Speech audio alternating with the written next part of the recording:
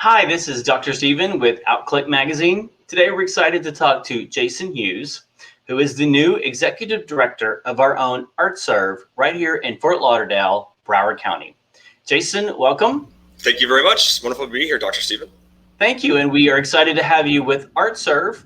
You and I were chatting a little bit about your background, and you have a very diverse background in lots of different areas. Before we jump into ArtServe, maybe tell us a little bit about you and some of the fascinating things you've gotten to do. Sure, great, thank you. I've been a resident here in Fort Lauderdale, Broward County for 12 years.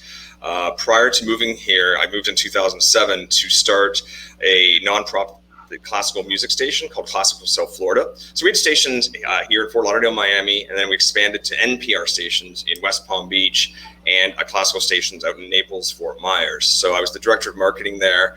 Then I became the program director and later the general manager. So we had 300,000 people under signal for a great run of almost 8 years, and the stations were sold to another company. After that, I worked at the Tower Club, heading up the membership and sales team there. And most recently, I was at the Las Olas Company. The Las Olas Company owns a bunch of the properties, most of Las Olas Boulevard, and of course the Riverside Hotel. So I was handling corporate travel there for all of the clients of the Las Olas Company, which is a private family-owned business, as most of us may know. Prior to that, I was director of sales and marketing for Pride Vision TV. It's now called Out TV, and we were the world's first LGBT television network. We're based out of Toronto. So I handled all the sales in the beginning and then the marketing. So for some of the clients that we had on air, it was the first time they ever ran commercials or any digital media on an LGBT publication network, if you will. So that was pretty exciting. Prior to that, I had a magazine in Canada called Fresh Magazine. Okay. And Fresh Magazine was aimed at the Gen Xers, if you will, the new millennials, or the old millennials, my age group at the time, 18 to 34-year-olds. Mm-hmm. And we covered topics like, fashion, fitness, health. We talked about sex. We talked about business. It was distributed across the country and in bookstores and magazine stores as well. So my goal with that magazine was really, there were so many people out there that I knew in the community and in the country who wanted to write, but to get the accessibility to be heard by a lot of publishers and editors, it was tough in a national perspective. And so many people had such great things to say, and great photographers and great artists. So that was really an exciting time of my life as well. So that's a little bit of background on me. My connection with ArtServe is I've been a supporter of ArtServe. I've been a member. I've sat on the board for 5 years, the last 2 years as board president. Classical South Florida, we worked really closely with artscalendar.com and the co-op program. So I know this organization inside and out because I've been inside and out of this for the last 12 years. So for me, coming on as the executive director role on the other side of the door, if you will, it feels like I'm coming home. When I leave at the beginning of the day to my condo to come here, I just feel like I'm coming home, which is wonderful. During the last 6 months or so, during the pandemic crisis, I was working with the staff here a lot. I got to know them from a different side as well. So jumping into the executive director role was just something that just seemed easy to do. And there was no real learning curve, if you will. So that's a bit about me. Good for you. So tell us, for someone who maybe has not heard of ArtServe, if there's one person listening, give us your elevator speech or your snapshot of what is ArtServe and kind of who the group is and what your organization does. Sure, definitely. So we always hope when we give our elevator speech, it's a really, really tall building. And I say that only because ArtServe, we do so much. There's so much going on here. But essentially, we're based in Broward County, right here in Fort Lauderdale. We're one of the country's first and largest arts incubators. We're entering into our 32nd year here, which is really exciting. We're located on East Sunrise. So when you walk through the doors, you're going to see many things. You're going to see some offices of nonprofits who rent our space as tenants. You'll see the Gold Coast Jazz Society. You'll see Stonewall, the National Museum and Archives, take up a good chunk, about 4,000 square feet of our property. We just have the World AIDS Museum has just moved in as well, so they're there. And then inside we have about 20 to 25 different businesses who rent cubicles, and we have artists who rent studio space as well. So on the other side of the building, you're going to see an auditorium. And the auditorium, we host workshops, weddings, open mic nights, other types of arts events. People can rent the facility as well. And then we have a major gallery. And the gallery is where we curate our own exhibits. We generally do about 6 or 7 a year. And that space is used also to teach watercolor classes, painting, sculpture, any type of classes are taught in that space as well. We have a couple studios as well in that space, in a boardroom. And then we have a new classroom space that we're setting up that's going to allow for all the workshops we do. And any of our resident artists can come in and rent that space out. And of course, we have a county library is there as well. So what we do is, I would say we teach artists the art of business, if you will. We help them from their first ideas of what they want to do, who they want to become, and we help them and take them through that journey, how to price your art, how to market your art, where to do this, create business plans to help them network. We give them the tools that they need to go forward with their business. So in saying that, we generally have about 8 resident artists every year, and they are housed here in one of our studios as well. So we help bring them other opportunities going on in the community and to just get them connected. I mean, we're essentially like a creative laboratory, if you will. We're a hub. We're a community hub for artists and for community members. You don't have to be an artist to walk through our doors. I let people know this all the time. I am not an artist. You don't want to see what I can paint, but I do try. You don't want to see me sing or dance, but I do try. And that's the idea of ArtServe, that it's inclusive. We're diverse, and we promote equity in everything that we do. We really try to inspire our members, our artists, our community members, the development, the growth, and eventually the wealth that they can see in their art. We also, as I mentioned, the gallery that we have, we have some amazing exhibits. And this is the first time we're really curating our own exhibits now. In the past, they've always been rentals, but now we are curating our own artistic calendar, and we have it set up for the next 16 months already. So as soon as those doors open, we'll be there. Yeah, there's a lot going on there in the building, like you said. You've got we work with Gold Coast Jazz. They're an awesome organization. You've got the space for artists that are there working. You've got the gallery for people to come and view. You've got the large auditorium in the back, which we've seen everything from Latino Salute has their group back there. We've seen concerts. Florida Grand Opera had a concert back there. There's such a myriad of stuff going on. The library, stop by and see the library, and then your advisory services for artists. Yes, as you said, the elevator speech was a very long list because you have a very long list of services. It's true, and it's we talk about this with our board a lot and with our team here and our members is what is ArtServe, and ArtServe really is what also people put into it. What you get out of it is what you put into it. We're nimble. We've learned how to pivot fairly quickly, and our goal is to be responsive to the community, what the community needs, not what we say the community should have, if that makes any sense. So, yeah. And then since all of the COVID and all of the changes that you, like many of the arts organizations, have been affected, if you want to talk to us about how you had to pivot like everyone else and some of the things that you've done as a result of all of the COVID challenges that's given you. Yeah, thank you for that. And I mean, I give credit to our team here who really pivoted in mid-March to this. We started something called ArtServe Live. You can always see it on our website. ArtServe Live, basically, we've done almost 100 shows now. They feature interviews, kind of like what you and I are doing right now. How-tos, business skill workshops. We have concerts. We've had some movie nights, collaborations with art movers and shakers. One I'm really particularly proud of is we did one exploring depression of artists during the pandemic, and we had a very huge turnout for that, which is reflective upon how people are feeling right now in the artistic community. It's a very tough time for people. So ArtServe Live allowed us to get into people's homes or wherever they consume their digital information and continue the conversation. And what's interesting, I'll give you an example. Tony Kwam, who is co-curating our War and Hope series about Syria, and he and I were chatting about it. And our facility is closed right now by the county. We can do private tours of under 10 people, but we are essentially closed for the public. But he said that really we've been able to accomplish so much by being virtual. More people from around the world, not just here in Broward County, have tuned in, watched these. We had some food workshops, Syrian food workshops, the movie festival, a lot of interest, live video tours of the gallery. So it gave us a different way to reach a different audience. So really proud of the team for pulling these together, real diversity in the types of programs we offered. And then we've done something also interesting. We've created our first ever virtual exhibition of the Syrian exhibit, so people can go on and actually see all the pieces of art, hear the stories about them, see the artists, and learn more that way. So that's what we're doing now. What we've learned from all this is, we always pride ourselves in having, an opening reception, have a big event for each one of our exhibitions.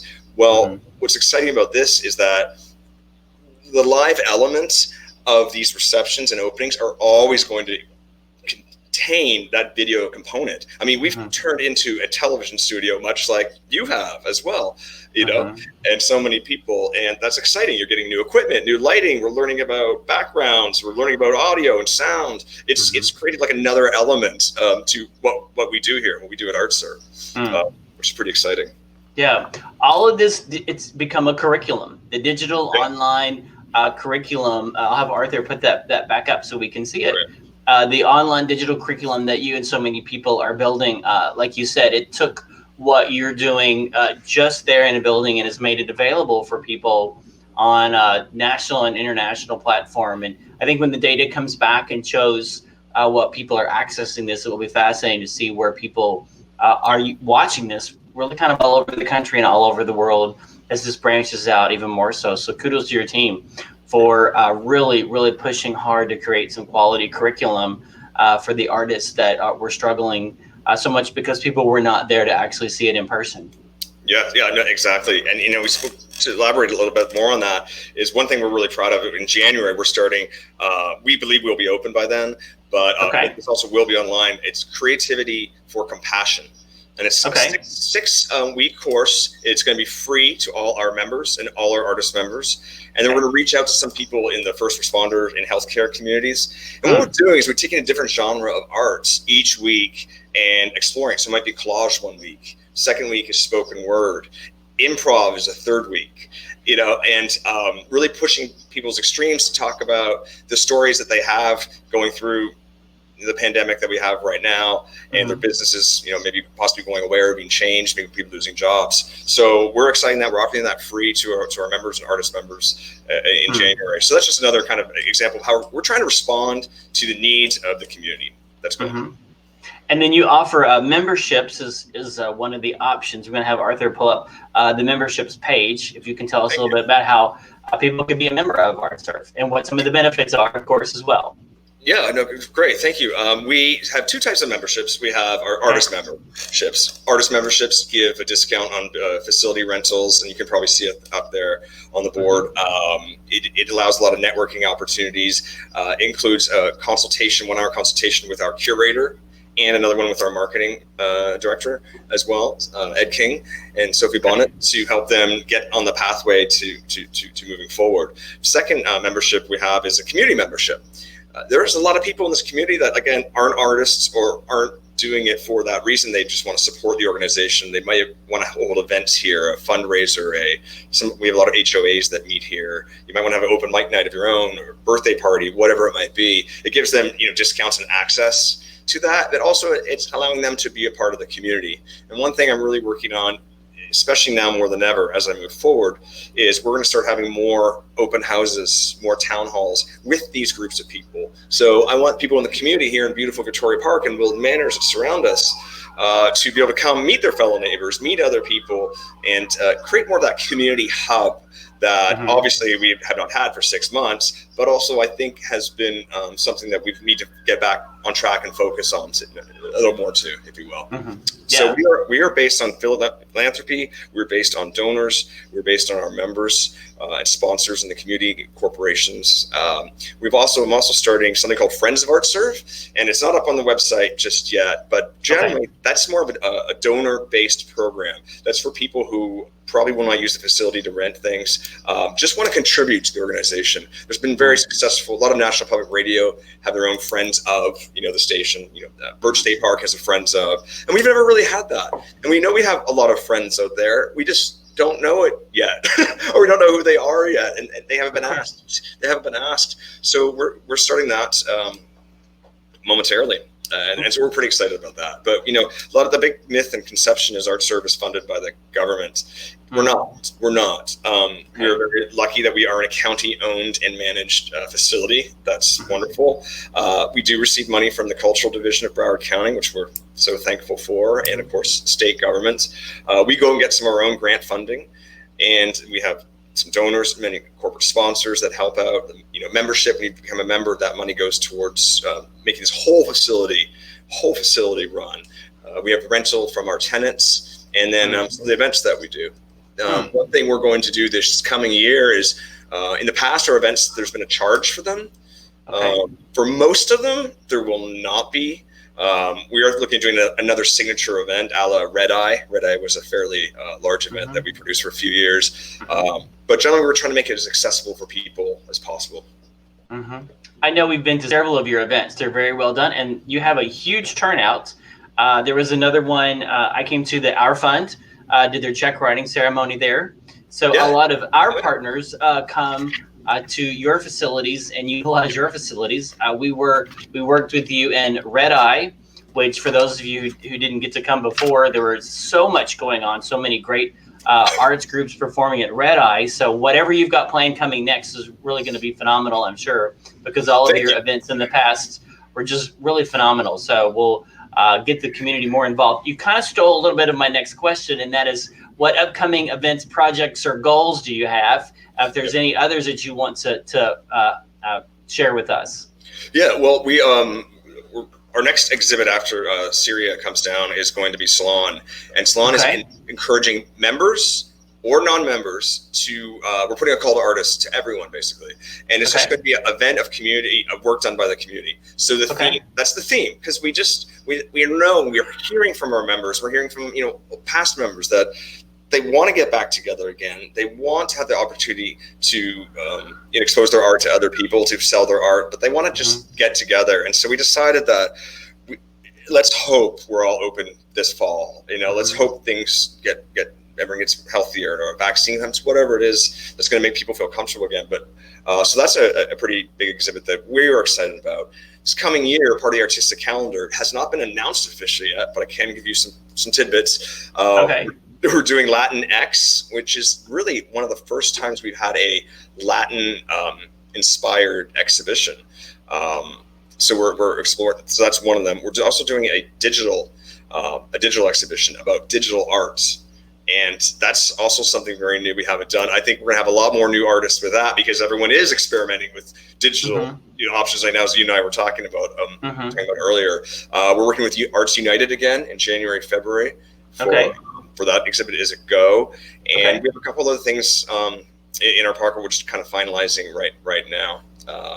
So in terms of exhibits that we're doing, we have some masterclass workshops that we're working on that will start in January when we think we're open. I mentioned the compassion workshops we're doing, and there's a few other ones that our artist residents will be running, and then we do those joint sponsorships and partnerships with them. If you will. So we have a couple things up our sleeve right now. The problem is we can't, in order to plan out, you have to know when are we open and what does that look like and how many people. So we've started that planning as a template to go forward when we're ready. That makes sense. I tell everyone we're in the plan, wait, replan, replay phase. And did we just do that?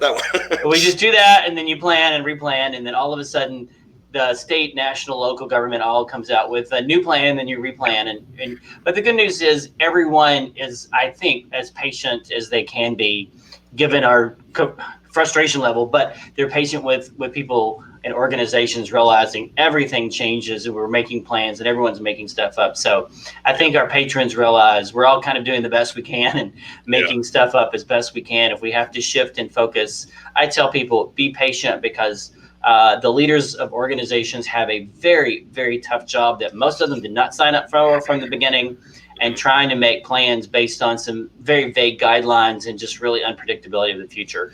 And so it's tough being a leader right now because of these unprecedented times, and the social norms are so askew right now. I couldn't agree with you more, Dr. Stephen. And I also think what has been so wonderful in this community, and I'm sure this is around other communities as well, but everyone, especially from the executive director level, other marketing managers working together, everyone's really been trying to work together. I mean, you're wonderful. Your organization's wonderful to help organizations like us out by doing these type of interviews and meetings. It's so helpful. I've just found that how the community has been coming together has been wonderful. And that's one thing I'm really proud about in Broward County. We're a large county. Fort Lauderdale area is a smaller town, if you will. Well managed is a smaller town. We're very neighborhood driven here, but everyone really supports each other, and I think it's going to be great when it comes out. I just wanted to follow up on your question as well. In terms, one thing that I've asked our team to use as a filter through everything we do, and it's the filter that I use here at ArtServe. And I hope our members and our artists and our donors will do the same thing. I call it the 4 C's. And it's compassion is the number one. For all our artists, our guests, our members, the community, my team, everything we do needs to be filtered through compassion right now. The second thing that I've really realized by being on this side of the door is community. This is, you'd be surprised how many people do not know we are here. There are 50,000 cars drive by Sunrise Boulevard. I'm pointing to Sunrise, it's right there. Every day. And some drive by and don't even know we're here, don't know what we are. I've been reaching out to a lot of the Victoria Park Homeowners Association, and a lot of their people who live there don't know we're here. And so that's we're trying to change that around by really focusing on community. We want to be that cultural hub that we are, but let people know about that. So everything we do is going to be funneled through the community. And the third is continuity. We're going to keep doing what we're doing. We are doing what we're doing, and to keep our artists creating. And they are continuing to create. So that continuity has to be there. It can't stop, and it hasn't stopped. But we have to stay focused on that. And finally, commitment. We are our ArtServe, our team here. I'm so impressed with them, getting to know them from a different side. Their passion for this organization and their passion for this community, the passion for the arts. And we're committed. We're committed to our artists, our members, our tenants, the families, our neighbors, and we're energized by that idea to stay focused on serving the community. So those 4 C's are what we filter through every day, everything we're planning. That's great. I think after the COVID and all of that is over, I think we're gonna see a surge of enthusiasm and a surge of people just dying to get involved in a new way, is my prediction. Because I think people, they're cautious right now, but they're a little sick of being cooped up. And so it's going to open up a new avenue in new ways. There's going to be a silver lining as a result of this. That we're going to see, and I think organizations like yours are going to see this. My prediction is going to be just kind of a flood once people feel comfortable going back out. So that's my hope and my prediction, is that this will cause a surge of enthusiasm that we didn't see beforehand, because people are hopefully learn to be even more appreciative of our arts community, and the little bit of starvation that we've had, a lot of starvation we've had, will bring back some people coming to the table. I definitely think so. I think a lot of people in the philanthropic community will be there to help out as well. But I always like to emphasize that just becoming a member of our organization, it helps everyone. It helps our members, not only our members, but also the community. So what I would encourage people to do is to go out and go online right now, support your local arts group, whatever that may be, whatever cultural group that may be. Become a member of those organizations, because right now membership is dropping off on a lot of people. Become a member. It truly does make a difference. And just to think about ArtServe and think about any cultural organizations that you utilize and you enjoy, and keep them in your mind when you're making a check at the end of the year, or on Giving Tuesday in November, or you just want to help somebody out. That's really a great time for people to start thinking about that. Yeah. Yeah, I want to put in a shameless plug for us. Okay. And put up the article we did. We put an article online, and it's going to be in our October book coming up. So I want to have Arthur put that up. That's in the press section. Yes, go to outclick.com and you can read more about Jason, more about Arthur, about you and ArtServe. I'm getting my words mixed up, but you can read more on our website. Yeah. Your website is artserve.org. That is correct. That is good. Yep. Yeah. We're also on Facebook. We're facebook.com ArtServe Florida, and Instagram is ArtServe FLA, and we also have a YouTube channel under ArtServe as well. YouTube has a lot more of the videos posted, as does artserve.org. Mm-hmm. We've got all of your links there for people to see. Look at that. That's awesome. Look at there. We've got them posted and ready to go, but good for giving us those. Yeah. Thank you. Yeah. Is there anything we didn't cover that you wanted to share? No, I mean, I think I could keep talking on and on and on about ArtServe. I just think that by doing, again, what you guys are doing and helping other organizations like ourselves and getting the word out, it offers the same opportunity for us to, let other people know about you guys as well. And I think that's really important, that working together is essential. Like I said, just to wrap up, from my point of view, is ArtServe, we're here for artists, for donors, our members, and our community and our tenants. And it's a complex organization, but it's a fun organization. And we can't wait to open our doors and welcome everybody in again. Good for you. The last question I always ask during each of these is, given our current situation, what words of encouragement would you have for people during this COVID drama, as I put it? I don't know. I think you should. I just have a better and deeper appreciation of ArtServe right now. I've been able to afford the opportunity to talk to a lot of artists and find out what they're looking for, what they need. I think what words of encouragement is just stick with it, stick with what you're doing, and those 4 C's I talked about is really, really important to drive it in your own personal life and your own professional life as well. We all will get through this together.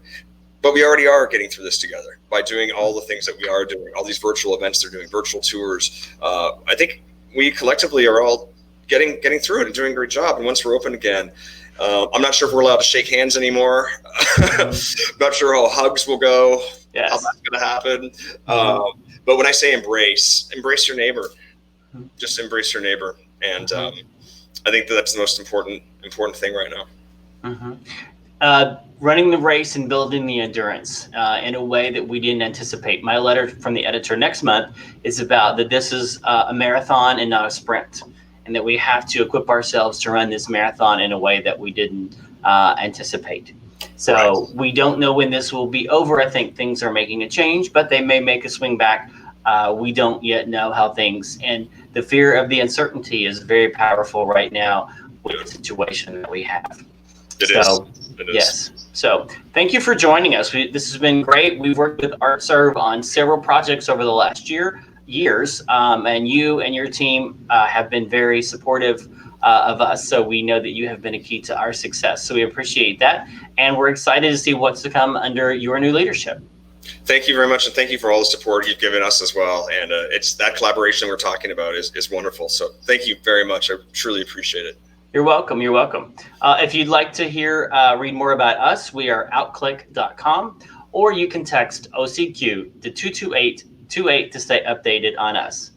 Again, Jason, thank you for joining us, and we look forward to the great things to come. Thank you.